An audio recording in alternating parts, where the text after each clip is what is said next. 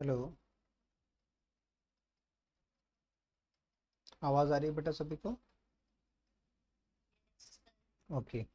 तो आज की क्लास हम स्टार्ट करते हैं। हमारे पास हमने यहाँ पर एक टॉपिक है that is called a law of conservation of a linear momentum. Linear का मतलब आप एक स्ट्रेट लाइन में मूव कर रहे हैं। ठीक है, एक स्ट्रेट लाइन में जो मोशन होता है आपके पास वो लीनियर मोशन कहलाता है। मोमेंटम का क्या मतलब था हमारे पास? मोमेंटम में पढ़कर आए हैं, मोमेंटम क्या होता है? मास मल्टीप्लाई बाय वेलोसिटी। ठीक है। अब यहाँ पर लिखा हुआ है लॉ ऑफ कंजर्वेशन। कंजर्वेशन का मतलब क्या होता है? जैसे हमारे पास कंजर्व रहेगा, कंजर्वेशन का जैसे एनर्जी कंजर्वेशन हम कई बार पढ़ चुके होंगे। तो एनर्जी कंजर्वेशन हमें क्या एक्सप्लेन करता है कि अगर हमारे पास एनर्जी है, ठीक है, हम एनर्जी को क्या करते हैं? सिर्फ एक फॉर्म से दूसरे फॉर्म की तरफ ट्रांसफॉर्म करते हैं। हम एनर्जी को सिर्फ क्या करते हैं? वन फॉर्म से अनदर फॉर्म में ट्रांसफर करते हैं। एनर्जी को हम डेवलप नहीं करते हैं, एनर्जी को हम डिस्ट्रॉय नहीं करते। हम सिर्फ एनर्जी को क्या करते हैं? एक फॉर्म से दूसरे फॉर्म में ट्रांसफर करते हैं। उसी तरह से यहाँ पर अपन डिस्कस करेंगे कंजर्वेशन ऑफ मोमेंटम। जैसे कंजर्वेशन ऑफ मोमेंटम का क्या मतलब है? जैसे हमारे पास यहाँ पर कोई कोलिजन हुआ, दो बॉडी टकराई, तो टकराने के पहले ये दोनों बॉडीज यहाँ पर थी ऐसे ऐसे। ठीक है, इसका मास था m1 और इसका मास था m2। ये टकराने के पहले ये किसी एक वेलोसिटी से चल रही थी u से, और ये भी किसी एक वेलोसिटी से चल रही थी v से। ठीक है। अब ये टकराई, टकराने के पहले अगर मैं मोमेंटम को कैलकुलेट करूं तो टकराने के पहले का मोमेंटम क्या आ जाएगा? पहली बॉडी उसकी वेलोसिटी, दूसरी बॉडी उसकी वेलोसिटी, इस तरह जितने भी पार्टिकल होंगे पहले टक्कर, जिस भी इवेंट को आप फोकस कर रहे हैं उसके पहले और उसके बाद। जैसे यहाँ पर दो बॉडीज ली थी हमने m1 m2, एक भी हो सकती है, तीन भी हो सकती है, तो चार भी हो सकती है, तो छह भी हो सकती है। वो बॉडी और वो किस स्पीड से चल रही है, उन दोनों को मल्टीप्लाई करके हम एक एक पार्टिकल का मोमेंटम निकाल लेते हैं और उसको जोड़ लेते हैं। तो वो तो क्या हो गया? आपका इनिशियल मोमेंटम हो गया। अब ये जब आगे जाके टकराई, हो सकता है किसी भी तरह का इनमें कन्वर्जन आ सकता है, दोनों चिपक जाए, दोनों अलग अलग चलें। तो इसके बाद का जो मोमेंटम आएगा, ये पहली बॉडी और इसकी वेलोसिटी हो गई अब u1 और इसकी वेलोसिटी हो गई अब m2 की v2। तो बाद का मोमेंटम क्या रहेगा? बाद का मोमेंटम ये रहेगा। ये तो पहले का मोमेंटम था। बाद का मोमेंटम रहेगा m1 u1 m2 और u2। तो हमारे लॉ ऑफ कंजर्वेशन के अकॉर्डिंग क्या प्रूफ करने वाले हैं हम कि इस इवेंट के पहले का मोमेंटम और इस इवेंट के बाद का मोमेंटम दोनों क्या है? सेम है, कंजर्व है। मतलब इसके पहले भी उतना ही मोमेंटम था और इसके बाद भी उतना ही मोमेंटम रहेगा, इसमें कोई चेंजेस नहीं आएगा। ठीक है, इसको डिस्कस करते हैं कैसे आता है ये सब कुछ। चलिए, तो हमारे पास जो रिलेशन है वो क्या कहता है? According to a Newton second law of motion, according to a Newton's second law of motion, the rate of change of momentum is equal to the applied force। yes, हम इस बात को जानते हैं कि हमारे पास जो सेकेंड लॉ है वो क्या कहता है? F is directly proportional to the change in momentum and divided by time period। Means rate of change of momentum is equal है किसके? अप्लाइड फोर्स की। तो ये तो हो गया पूरा rate of change of momentum, और ये आ गया वो जो फोर्स आपने उस पर अप्लाई किया है। ठीक है, इन दोनों का रिलेशन क्या है? ये दोनों डायरेक्टली प्रोपोर्शनल है, मतलब एक दूसरे पर डिपेंडेंट करती है। इसके पहले एक बात और पढ़कर आए थे कि फोर्स को अगर मैं टाइम पीरियड से मल्टीप्लाई कर दूं, ये हम पढ़ चुके हैं, इम्पल्स होता है। Force multiply by time period क्या होता है? चेंज इन मोमेंटम होता है। ये रहा equation. Force multiply by time period क्या हो जाता है? चेंज इन मोमेंटम आपका कहलाता है। ठीक है। अगर हम यहाँ पर क्या कर दें स्टूडेंट्स, यहाँ पर हम क्या कर दें? फोर्स को जीरो कर दें। टाइम को तो जीरो नहीं कर सकते ना कभी भी। तो अगर मैं यहाँ पर फोर्स इक्वल टू जीरो कर दूं, देखो फोर्स इक्वल टू मैंने जीरो कर दिया, तो मेरी इक्वेशन क्या बन जाती है? ये zero multiply by time is equal to change in momentum.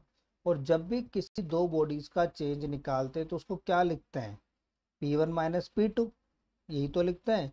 P1 या तो P2 माइनस P1 लिख दो, या फिर जितना भी आपका मोमेंटम में चेंज आया वो लिख दो।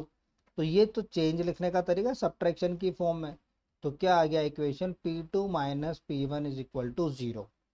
अगली स्टेप में आप इसको क्या लिख सकते हो, P2 किसके बराबर है, P1 के। P2 किसके बराबर आ गया, P1 के। इसका मतलब पहले जो मोमेंटम था बाद में भी आपका वही मोमेंटम रहेगा। P1 मतलब इनिशियल मोमेंटम और P2 मतलब फाइनल मोमेंटम। ठीक है, यहाँ तक ये दोनों स्टेप तो आपसे यहाँ से लिखनी है, उसके बाद मैं आपको बताता हूँ नेक्स्ट स्टेप में। देखो क्या होगा, वापस वही चीज़ जो अभी मैंने एक्सप्लेन की है, सेम वही है। इफ एफ इक्वल टू 0, अगर मैं उस इक्वेशन में फोर्स को 0 कर देता हूँ तो चेंज इन मोमेंटम किसके बराबर आ गया, 0। चेंज इन मोमेंटम का मतलब P2 माइनस P1 किसके बराबर आ गया, 0 के। अगर आपने दो वैल्यू लिए तो 3 हो सकती, 4 हो सकती, 4 5 हो सकती, 6 हो सकती है। ठीक है, if the force applied on a body is 0 then its momentum will be conserve. इसका मतलब मोमेंटम क्या रहेगा, कंजर्व रहेगा। अब किस कंडीशन पे, फोर्स नहीं लगना चाहिए, फोर्स 0 है। This law also applicable on a system. ये एक सिस्टम, किसी एक पर्टिकुलर पार्टिकल पे नहीं, किसी एक सिस्टम पर भी एप्लीकेबल होता है। ये जैसे यहाँ पर हमने एक सिस्टम लिया, उसमें बहुत सारे पार्टिकल है, एक P1 है, एक P2 है, एक P3 है। P का मतलब क्या है, P1 का मतलब पहला पार्टिकल उसकी वेलोसिटी, P2 का मतलब क्या है, दूसरा पार्टिकल उसकी वेलोसिटी, P3 का मतलब क्या है, तीसरा पार्टिकल और उसकी वेलोसिटी। तो इन सब को आप ऐड करते जाओ, अगर इन सब का मोमेंटम क्या आएगा, एक कांस्टेंट आएगा हमेशा। P1 plus P2 plus P3 हमेशा क्या रहेगा, कांस्टेंट रहेगा। इसका कब रहेगा कांस्टेंट, जब आपका एक्सटर्नल फोर्स क्या रहे, 0। हो सकता है अभी आपको ये थोड़ा सा समझ में आया हो, लेकिन सिर्फ इतना सा याद रखना, किसी भी इवेंट के पहले का मोमेंटम और किसी भी इवेंट के बाद का मोमेंटम दोनों बराबर होंगे। और मोमेंटम निकालने का फॉर्मूला होता है मास इनटू वेलोसिटी। अभी मैं आपको एक न्यूमेरिकल से और एक मैथमेटिकल एक्सप्रेशन से और अच्छे से समझते हैं इसको। ठीक है, the law of conservation of linear momentum by third law of motion. Third law of motion से अपन इसको समझते हैं। लेट सपोज स्टूडेंट्स, आपके पास एक बॉडी यहाँ पर है, इसका मास हमने लिख लिया m1, और एक दूसरी बॉडी है आपके पास m2। ठीक है, पहली बॉडी आपकी चल रही है किस स्पीड से, u1 से, दूसरी बॉडी आपकी चल रही है u2 से। ठीक है, अब आगे जाके ये टकराए तो टकराने के लिए क्या कंडीशन होनी चाहिए, पीछे वाले की वेलोसिटी ज़्यादा होनी चाहिए तभी टकराएगी। तो हम इसमें एक कंडीशन मान के चलते हैं कि इसकी वेलोसिटी ज़्यादा होगी तभी तो टकराएगा, नहीं तो टकराएंगे नहीं। तो अब इसके जब टकरा जाते हैं तो टकराने के बाद क्या होगा, कोई भी दो बॉल से साथ में चल रही हैं, टकराने के बाद आपने कई बार मूवीज में या कहीं पर भी अपनी प्रैक्टिकल लाइफ में भी देखा होगा, जैसे कोई दो व्यक्ति साथ चल रहे हैं, अचानक से अगर वो टकरा जाते हैं तो या तो एक व्यक्ति पीछे चला जाता है या दोनों वहाँ रुक जाते हैं। अलग अलग फिनोमिनाज होते हैं।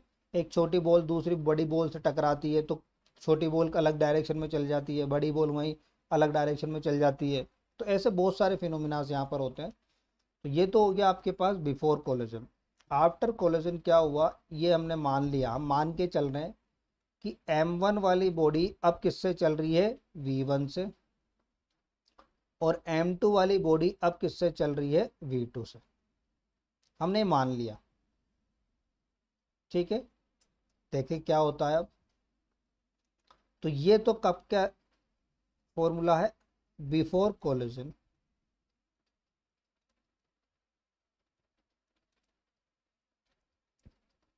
और ये है आपके पास आफ्टर कोलिजन। ठीक है, तो बिफोर कोलिजन का अगर मैं यहाँ पर क्या निकालूं, फोर्स की बात करते हैं। ये दोनों बॉडी यहाँ पर टकराई होगी, बीच में एक स्टेप और बना देता हूँ, ये m1 और ये m2, ये टकराई होगी। जब दोनों बॉडीज किसी पर टकराई होगी तो m1 ने m2 पर फोर्स लगाया होगा और m2 ने m1 पर फोर्स लगाया होगा, दोनों ने लगाया होगा एक दूसरे पर फोर्स। और according to a Newton third law of motion क्या कहते हैं हम, कि पहली बॉडी ने जो दूसरे पर फोर्स लगाया और दूसरी बॉडी ने जो पहली पर फोर्स लगाया, दोनों बराबर होते हैं लेकिन डायरेक्शन अपोजिट होती है। ये हमारा Newton third law of motion है।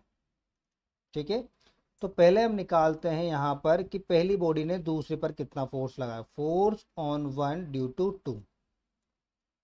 ठीक है, कैसे निकालेंगे? सेकंड लॉ ऑफ मोशन से, कि फोर्स किसके बराबर होता है? Change in momentum upon time period के। Change in momentum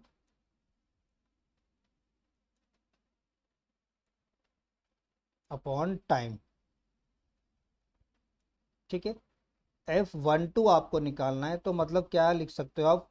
force on one due to two. ठीक है, एक टकराई थी दूसरी बॉल से, तो पहली वाली बॉल पर दूसरे ने कितना फोर्स लगाया। ठीक है, तो इसको लिख लेते हैं हम यहाँ पर चेंज इन मोमेंटम। तो पहली बॉल में क्या क्या चेंजेस आए? फोर्स ऑन वन निकाल रहे हो ना आप, तो पहली बॉल पर ये रिएक्शन, ये तो इनिशियल कंडीशन है और ये फाइनल कंडीशन है। ठीक है, तो पहली बॉल में क्या चेंजेस आ गए? m1v1 माइनस m1u1 और टाइम लगा t। ये तो आ गया फोर्स ऑफ 1 2, इक्वेशन नंबर 1। ऐसे ही हम यहाँ पर ये भी कैलकुलेट कर लेते हैं कि फोर्स ऑफ 2 1 कितना लगा। ये तो 1 पर लगा फोर्स, अब 2 पर कितना लगा? तो वो भी वही चेंज इन मोमेंटम। तो 2 वाली कंडीशन देखो, ये ली 2 वाली कंडीशन और ये रही 2 वाली कंडीशन। तो सेकंड वाली बॉल के मोमेंटम के कितना चेंज आया? m2 माइनस v2 और m2 माइनस u2 और टाइम लग गया t। अब ये आ गया आपके पास F21, तो इसको वापस लिख लेते हैं m2v2 minus m2u2 and divided by time period. अब according to a Newton's third law of motion हमें ये चीज़ पता है कि F12 और F21 में क्या रिलेशन है। तो इस वाले इक्वेशन में, इक्वेशन नंबर 3 ऊपर मैंने लिखा है F12 is equal to minus of F21। ये Newton third law of motion हमारा कहता है। अब इसमें इन वैल्यू को पुट करते हैं, तो वैल्यू को पुट करने के बाद हमें क्या वैल्यूज मिलती हैं उस पर फोकस करते हैं। तो F12 की जगह तो क्या रख दिया मैंने? F12 ही रखा। तो m1v1 minus m1u1 divided by time period equal to, देखो माइनस का साइन आएगा, फिर जाकर आप F21 की वैल्यू रखोगे m2v2 minus m2u2 divided by time period. ठीक है, दोनों तरफ से टाइम कैंसिल आउट हो गया। क्या इक्वेशन बन गई थी हमारे पास? m1, एक बार इक्वेशन देख लेते हैं। m1v1 minus m1u1, m1v1 minus m1u1 बराबर आ गया माइनस के साइन के साथ m2v2 माइनस m2u1। ठीक है, m2u2 सॉरी। तो इस माइनस के साइन को अंदर मल्टीप्लाई कर दें, तो इक्वेशन क्या बनती है? m1v1 minus m1u1 is equal to a minus of m2v2 और प्लस ऑफ m2u2। ठीक है, इस वाले को इधर लेके चले जाओ और इसको इधर लेकर चले जाओ, माइनस का प्लस हो जाएगा m1v1 प्लस m2v2 बराबर आ जाएगा किसके? m2u2 प्लस m1u1 के। तो देखो ये क्या एक्सप्रेशन बन गया स्टूडेंट्स? ये वही एक्सप्रेशन बन गया जो हमने स्टार्टिंग में सीखा था। ये क्या है आपके पास? Final momentum m1v1 m2v2। ये क्या है आपके पास? इनिशियल मोमेंटम m1u1 और m2u2। तो आप डायरेक्टली हम यहाँ पर लिख सकते हैं अब m1u1 प्लस m2u2 बराबर है किसके? m1v1 प्लस m2v2 के। मतलब इनिशियल मोमेंटम किसके बराबर आ गया? फाइनल मोमेंटम के। और यही हम प्रूव करना चाह रहे थे, और यही हमारा रूल है, ये हमारा लॉ है जिसको हम पढ़ना चाह रहे थे। इनिशियल मोमेंटम किसके बराबर आ गया? फाइनल मोमेंटम के। ये वाली इक्वेशन जरूर याद रखिएगा, इनिशियल मोमेंटम किसके बराबर आ गया? फाइनल मोमेंटम के। जैसे कोई भी एक सिस्टम बनता है, तो जैसे अगर अपन बात करें पूरे एक सिस्टम की, तो यहाँ पर कितनी बॉल्स है? 2 बॉल है। अगर यहीं पर ये 3 बॉल्स बन जाती, तो इन तीनों का मास क्या हो जाता? m1 m2 और m3। तीनों की वेलोसिटी u1 u2 और u3, ये तीनों आई और कहीं पर टकराई। तो टकराने के बाद ये जैसे भी चली हम उसको लिख लेते हैं m1, m2, m3, इसकी लिख लेते हैं v1, इसकी लिख लेते हैं v2 और इसकी लिख लेते हैं v3। तो इस Newton second law of Newton law of conservation के मोमेंटम कंजर्वेशन के अकॉर्डिंग क्या रिलेशन बनता, m1u1 plus m2u2 plus m3u3 बराबर होता है किसके, m1v1 m2v2 प्लस m3v3 के बराबर। यह है हमारे पास law of conservation of momentum. ठीक है, इसमें सबसे इंपॉर्टेंट पार्ट जो आपके आता है सिलेबस में वो आता है recoil velocity of gun. Gun वाला एक एग्जांपल यहाँ पर आता है सबसे अच्छा, उसी से सोल्व होगा ये। चलो हमारा एक बार तो हम क्या करते हैं, हमारे पास जैसे गन है, ठीक है, छोटी सी गन बना लेते हैं। ठीक है, अब गन और बुलेट दोनों चीजें आपके पास है यहाँ पर। अब गन का मास हम मान के चलते हैं, mass of gun capital M,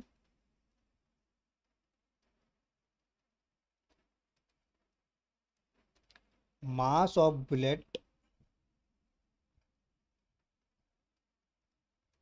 हम मान के चलते हैं स्मॉल m। अभी देखो ये गन को आपने फायर नहीं किया है, तो इनिशियल इन दोनों की वेलोसिटी क्या है, गन भी नहीं चल रही बुलेट भी नहीं चल रही, दोनों की इनिशियल वेलोसिटी क्या है, 0। तो मैं इनिशियल मोमेंटम अगर निकालूं तो क्या आएगा, देखिएगा इनिशियल मोमेंटम, मोमेंटम का क्या फॉर्मूला, मास और उसकी वेलोसिटी। पहला तो क्या है, एक तो है गन इसमें और एक है बुलेट। गन लिखा मैंने कैपिटल M, क्या गन किसी स्पीड से चल रही है, नहीं चल रही, 0 है। प्लस बुलेट स्मॉल m, क्या बुलेट भी किसी स्पीड से चल रही है, नहीं वो भी नहीं चल रही, तो ये भी 0। तो दोनों को मल्टीप्लाई किया, क्या आ गया, 0 आ गया। तो इनिशियल मोमेंटम क्या आ गया मेरा, 0 आ गया। ठीक है, अब आपने गन को क्या किया स्टूडेंट, फायर किया। गन को जब फायर करते हैं तो क्या होगा, आप देखना कि बुलेट किसी एक स्पीड से आगे जा रही है, बिल्कुल ये बुलेट की स्पीड हमने लिख लिया, बुलेट जा रही है स्मॉल v स्पीड से आगे। तो क्या किसी एक कंडीशन पर क्या गन पीछे आती है या नहीं आती, प्रैक्टिकली अगर आपसे पूछूं तो ये होता है कि गन हल्की सी पीछे आती है, उसको अपन मान लेते हैं कैपिटल V। बस मुझे नहीं पता कैपिटल V क्या है, बस मैंने मान लिया कि गन की स्पीड कितनी होगी कैपिटल V और बुलेट की स्पीड कितनी हो गई स्मॉल v। अब देखता हूँ क्या रियलिटी में ये शो करके देता है क्या कि जो वेलोसिटी है गन की वो पीछे की साइड है। देखो अब फाइनल मोमेंटम निकालो।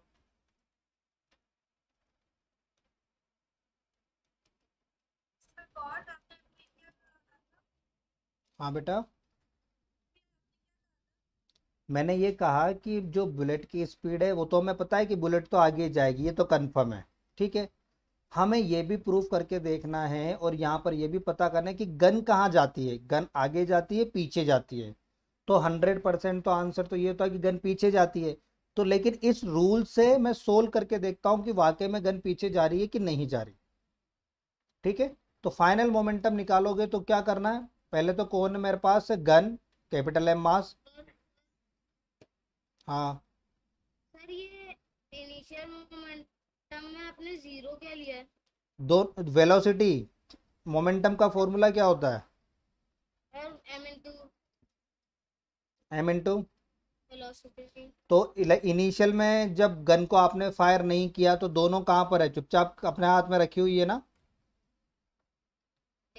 ना तो गन चल रही है ना बुलेट चल रही है। लेकिन जैसे आपने गन को फायर किया बुलेट आगे जाने लग गई और गन की स्पीड हमने मान ली कैपिटल V। अब वापस का फाइनल मोमेंटम निकालता हूं, मास m किसका है, गन का, और गन की स्पीड हमने क्या मानी है कैपिटल V। प्लस इसके बाद बुलेट की बात करूं तो बुलेट की मास कितना है स्मॉल m और इसकी वेलोसिटी हमने कितनी मानी है स्मॉल v। तो फाइनल मोमेंटम कितना आ गया, m into v plus small m into v. यह आपका फाइनल मोमेंटम आया। अब फाइनल मोमेंटम और इनिशियल मोमेंटम में क्या रिलेशन आता है हमारे पास, दोनों बराबर होने चाहिए, तो दोनों को बराबर कर देते हैं। मतलब आपका अब क्या हो गया, इनिशियल मोमेंटम किसके बराबर है, फाइनल मोमेंटम। कैसे लिखते हैं, इनिशियल मोमेंटम 0, फाइनल मोमेंटम कितना आ गया, m into v plus small m into small v। अब ये इक्वेशन आपको याद रखनी है, और इस इक्वेशन से जो भी अननोन क्वांटिटी हो, बेसिकली हम यहाँ पर क्या निकालते हैं, गन की वेलोसिटी निकालते हैं। और तो गन की वेलोसिटी हमने कैपिटल V मानी है, तो आप इसको क्या लिख सकते हैं, m इंटू वी। ये वाला एक्सप्रेशन इधर आकर किसका हो जाता है, माइनस का हो जाएगा, तो माइनस का m into small v. Capital V आपको फाइंड करना है, तो वो एक्सप्रेशन बन जाएगा small m upon capital M into v, small v। तो देखो आपके पास फाइनल आंसर जो आ रहा है वो माइनस का आ रहा है।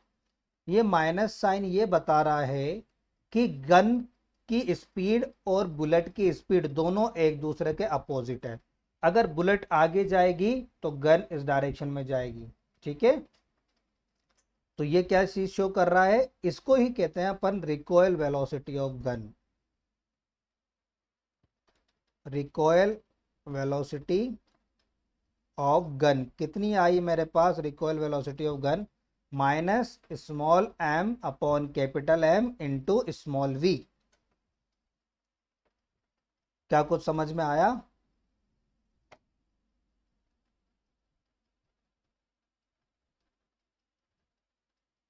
समझ में आया, हेलो। चलो इसका एक क्वेश्चन करके देखते हैं अब हम। देखो हमारे पास क्या दे रखा है कि एक बुलेट गन दे रखी है जिसका मास ऑफ गन, और मास ऑफ गन को हमने कैपिटल M लिखा था, वो कितना है आपके पास 1.5 टन। तो यहाँ पर एक नई चीज़ आ गई आपके पास, टन। टन आप लोग शायद जानते हो, तो बहुत अच्छी बात। एक टन का मतलब होता है आपके पास 1000 किलोग्राम। हमेशा मास हम किस में लगता है, किलोग्राम में। तो 1.5 टन का मतलब क्या हो गया, 1.5 इंटू 1000। 1000 करोगे तो उस पॉइंट को हटा के 10 करा, जीरो से जीरो कैंसिल आउट हो गया, ये हो गया 1500 किलोग्राम। मतलब एक गन का मास कितना है, 1500 किलोग्राम, ठीक है। Fire a shell of mass 15 kilogram, ठीक है। ये जिस बुलेट को फायर करता है, क्योंकि जब गन ही इतनी बड़ी है तो उसकी बुलेट भी उतनी बड़ी होगी, तो उसका मास हमें कितना दे रखा है यहाँ पर 15 किलोग्राम। और वेलोसिटी ऑफ जिस बुलेट को ये फायर कर रहा स्मॉल v, वो आपको दे रखा है 150 मीटर पर सेकेंड। अब आपको कैपिटल V पता करना है, ये लीजिए। तो हमारा फॉर्मूला क्या कहता है कि इनिशियल मोमेंटम और फाइनल मोमेंटम दोनों बराबर। तो फाइनल मोमेंटम तो capital M into v plus small m into small v, और इनिशियल मोमेंटम क्या आएगा, जीरो, क्योंकि इनिशियली वो किस पर है, रेस्ट पर। क्या निकालना है, कैपिटल V निकालना है। तो m into v is equal to minus of m into small v। तो capital V is equal to minus small m upon capital M into small v। तो कैपिटल V की वैल्यू निकालते हैं, minus small m कितना है 15 kilogram, capital M कितना है 1500, small v कितना है 150। 15 से कैंसिल आउट हुआ 100 टाइम, जीरो से जीरो कैंसिल आउट हुआ, ये बचा आपके पास 15 अपॉन 10, इसका मतलब 1.5 मीटर पर सेकेंड। मतलब गन और किस स्पीड से पीछे की साइड आएगी, माइनस का है सारा, माइनस का है, इसका मतलब क्या है कि पीछे की साइड आ रहा है। अब यहाँ पर सबसे इंपॉर्टेंट पॉइंट सुनिएगा, अगर आपसे पूछा जाए वेलोसिटी ऑफ गन, किसी क्वेश्चन में प्लस माइनस में भी अगर चेंज आ जाए कि प्लस का भी दे रखा है और माइनस का भी दे रखा है, तो उस क्वेश्चन पे ध्यान देना कि उसने पूछा क्या है। अगर उसने वेलोसिटी ऑफ गन पूछा है तब तो आप 100% माइनस का 1.5 मीटर पर सेकेंड लिखोगे। लेकिन अगर उसने लिखा है recoil velocity of gun, recoil velocity of gun, तब आप बिना माइनस के लिखोगे, ये ध्यान रखिएगा। कई बार ऑब्जेक्टिव में दोनों आंसर अगर हैं तो आपको क्वेश्चन को वापस पढ़ना है और उसमें देखना है क्वेश्चन क्या पूछ रहा है।